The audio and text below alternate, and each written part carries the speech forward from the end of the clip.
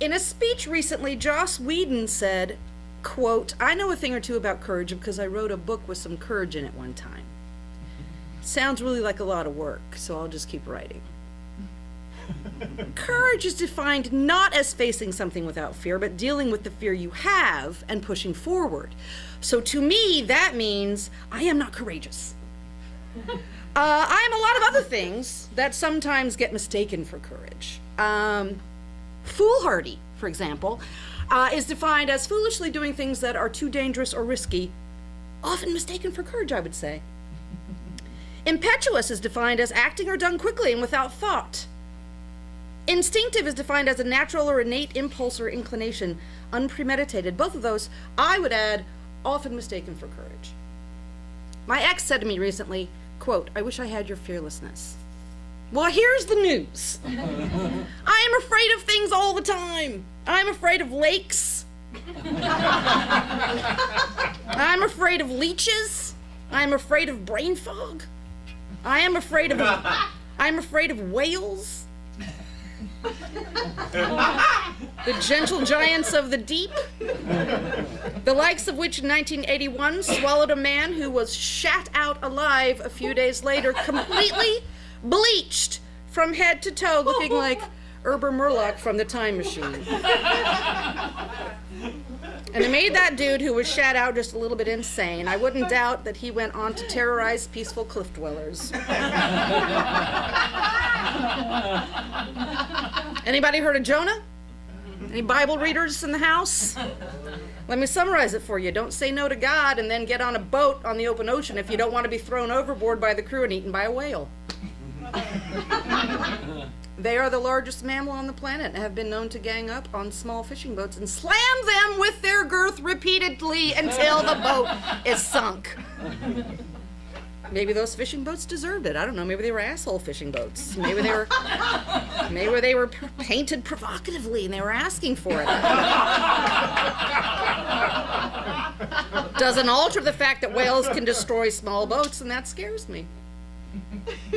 Now, the fact that I'm afraid of whales does not mean I wouldn't cut one out of a fishing net if it were tangled and drowning, but I would be afraid the entire time about that thank you tail smack on the ocean afterwards, which would probably capsize the boat I'm in and I'd get swallowed by a whale. Does that make me brave? Does that make me brave? The pushing through my fear of whales to cut through the imaginary fishing net with, I'm gonna guess, like a fingernail file or my house key or some shit. Does that make me brave? Compassionate is defined as feeling or showing concern for someone or something who is sick, hurt, poor, etc. I would add, often mistaken for courage. Hey, Will Link, you know what else I'm afraid of? What? Zombies. Here's what I know for sure. I will not survive the impending zombie apocalypse, and here's why. One night in the mid-90s, I was driving home around 3 o'clock in the morning in my Chevy Citation with the window that didn't roll all the way up, that had no radio, because that's the way things were for people in the 20s, back in their 20s back in the day. I had just finished working the graveyard shift at a restaurant on Melrose, and I was heading east on 3rd Street towards Koreatown. I loved this time of the night/morning because I could often drive all the way home without seeing a single other vehicle, and it made me feel like a Mega Man when he's on his way to the abandoned movie theater to watch Woodstock for the something 100th time. But this night, I was driving too fast on this empty stretch of road, feeling like Neville, on the hunt for Matthias, who also looked like he'd spent a few days in the belly of a whale. I came upon a girl running down the middle of the eastbound lanes. She had a white half shirt on, because it was the 90s, and a long flowing white skirt, which at first led me to believe that she might be a ghost. And I might have been a little tipsy. Spoiler, she was not a ghost.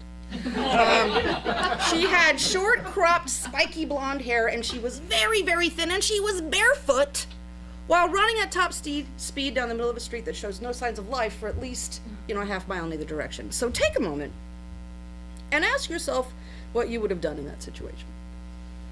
Because what I did was I pulled up and said, "Do you need a ride?" That's guess what I did? I invited Ghost Lady into my citation. She said wisely, no, I'm okay, which would have been my cue to leave. So what I did was insist that she get in my car so I could give her a ride. I wasn't going to leave her on this desolate street alone and barefoot at 3 a.m. Now, once she got in, I noticed the hand and knuckle tattoos and also the smell. Ooh. It was an odd combination of body odor, fresh soil, and urine. I thought that would be not a scary thing, but an odd thing. Okay. Her hands were very, very dirty, which, due to the fresh soil smell, led me to believe she might have just, say, clawed herself out of a freshly dug grave. So now I have fear, but I'm pushing forward. I say, where can I take you? She said, just drive. Pushing through, I say, no, that's not how this is going to work. Tell me where you would like me to drop you off. So during the next few minutes, the woman in white kept turning around to look behind her, as if possibly she was being followed. So now my anxiety begins to heighten as I realize that she could have been running from A, the police, B, her pimp or her drug dealer, or C, zombie killers. And I realize I put myself in what is commonly referred to as a compromising situation. But I pushed through. Eventually, I dropped her off at Yum Yum Donuts on Melrose and Vine, where apparently they serve brain crawlers or some shit. And she ran into the shop, and I escaped a possibly life-threatening situation. Compassionate? Sure, okay. Impetuous? Most deaf. Foolhardy? Undeniably. But because I was fearful and pushed forward, was it courageous? I don't think it took courage to pick up that young lady. Only a lack of good judgment and a sense of immortality being fueled by late-night mimosas. And that is why I will not survive in the post-event zombie apocalypse, because my instinct is to jump in without thinking. My poor judgment often gets mislabeled as courage. I am the kind of girl who at 5 feet 2 inches tall, no fighting skills, and 0 upper body strength, will glance over at a dive bar with a flickering neon sign that says beer, see 2 big guys start to circle each other and toss around words like pussy and cocksucker, and feel what I should do is rush over and get in between them, right? Hey, fellas, break it up now, come on. You don't want to do anything you're gonna regret. Is that courage? Or foolhardy? My ex was the one grabbing my arm and spinning me around and guiding me gently but deliberately to the car, saying, "You're not going to be the one who gets the shit beat out of them." I got the shit beat out of me once when in my 20s by a tiny Mexican with a face full of mace. Here's how being fearless caused that to go down. I take you again to the mid-90s, which I am not sure how I survived. I was at a club with 2 girlfriends. I don't remember which club. Might have been 3 clubs, might have been Love Lounge, might have been Powerhouse. It was not the Dresden, I know that. I don't remember, but inside unnamed club, some young Mexican men were out of their element amongst all the posers, and were fairly drunk, largely obnoxious, and kept pinching the irresistible backsides of my 2 gal pals. My 2 gal pals promptly had the 3 young men thrown out of the club. You could actually get thrown out of a club in the 90s for pinching young women's backsides, if you were Mexican. Anywho, we thought the incident was concluded. A couple of hours later, my girlfriends and I walked to the car, which was parked in the lot, so it definitely wasn't Bordner's, which doesn't matter, so stop obsessing about it. As we walked to our car, suddenly a van pulled up behind it and stopped so that we could not back up. Out of this van popped the 3 exiled Mexican ass pinchers previously referenced. They were not in good spirits. Gal pal number 1 started yelling directives, which when ignored prompted some ugly kinds of name-calling and questionable gesturing on her part. The drunken butt grabbers started to address. I stood by the side and quietly watched, politely, like a lady.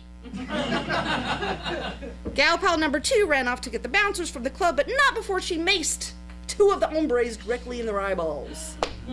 Now, for the record, ladies, if you mace someone in the eyeballs, run away. As fast as you can, because being maced in the eyeballs really pisses someone off. So as I watched, it was clear that things were escalating, and gal pal number 1 was starting to get into a fix of her own making. And this is when my misplaced metals started to bubble to the surface. I said, fuck this shit, get in the car. I'm gonna move the van so we can get out of here. So she gets in the car and is safely tucked away. I walk over to the van and start to climb in. Well, Maced Manuel saw me climbing into the van through the slits that he still had left before his eyes swelled completely shut, and grabbed me by the neck of my black mock military jacket, which was standard issue in the mid-90s and looked amazing on me. The pain he was experiencing gave him scary Hulk strength. So while calling me all manner of insulting things in his native tongue, he whipped me out of the car and threw me down on the ground fast, face first, and not in the sexy way. He then jumped on my back and started wailing on my head, neck, and shoulders repeatedly, just as gal pal number 2, who had maced and run, returns triumphantly with the bouncers of the club. Now, there was more to the story after the police came, but the point is, of the 3 girls, the one who was fearless, the one who felt it necessary to run to her friend's aid, the one who was going to save the day, was the only one who ended up with undeliberately torn tights, a bruised cheekbone, and hands that looked like she'd just gotten a stigmata. Was that impetuous? Yes. Yes, it was. Was it foolhardy? Like a motherfucker. Was it courageous? Well, the van was not on fire, and I wasn't opening the door to save a puppy, so I'm going to go with no. But here's what I know about myself. When I see someone who needs help, my instinct is to offer my hand. When I see someone suffering, my instinct is to go to them and put an arm around them. When I see someone in pain, my instinct is to pour them a drink and tell them an offensive penis joke involving nuns or children.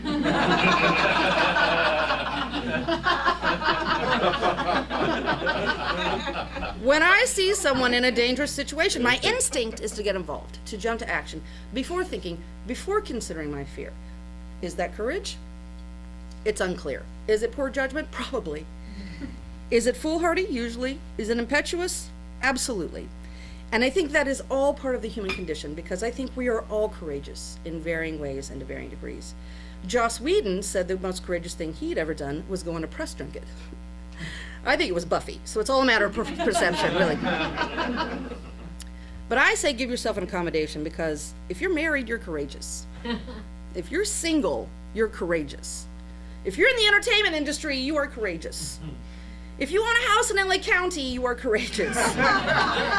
If you drive in LA, you are courageous. If you walk out of your front door every day, you're courageous, because life takes courage, because we are all afraid and we all push forward. And that's it. Thank you so much. Oh. We're going to bring it home. We're bringing it home, people, who are doing it in style. Our headliner writes sketch comedy for former TV talk show host Conan O'Brien. He's written many other things, some of which you can find at his website, toddlevin.com. He has also asked that I please share this joke he recently wrote for Triumph the Insult Dog. The joke has been cut from broadcast out of fear of offending a potential show sponsor, but he's proud of it and would like you to hear it. So picture this. Triumph approaches a sales representative from